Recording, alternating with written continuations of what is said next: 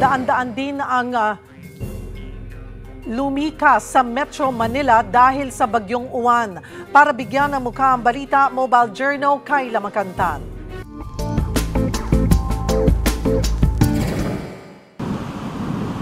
Halos sumipol ang lakas ng hangin na naranasan sa Rojas Boulevard pasado alas 11 kahapon dahil sa super bagyong uwan.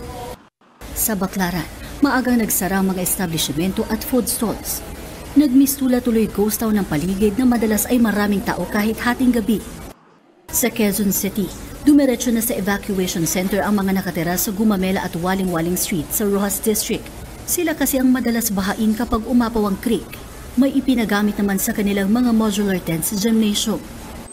Habang sa Bagong Silangan, 1,100 pamilya ang lumikas. Hinati sa 5 evacuation ang pinagdalhan sa mga residente.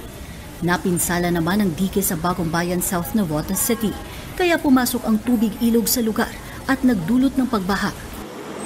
Sa M. Naval Street, halos hanggang dibdib ang tubig. Bukod sa ulang dala ng bagyo, sumabay pa ang high tide. Kaya marami ang stranded at nahirapang tumawid pa uwi sa kanilang mga bahay. Ilang mga jeepney kasi ang ayaw ng lumusong sa baha. Isang grupo naman ng fire volunteer ang dumating bitbit ang 3 bangka at mga life jacket.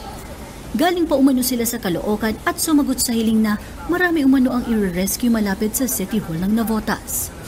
Mga kapatid, Mobile Journal, Kayla Makantan, hatid ang mukha ng balita.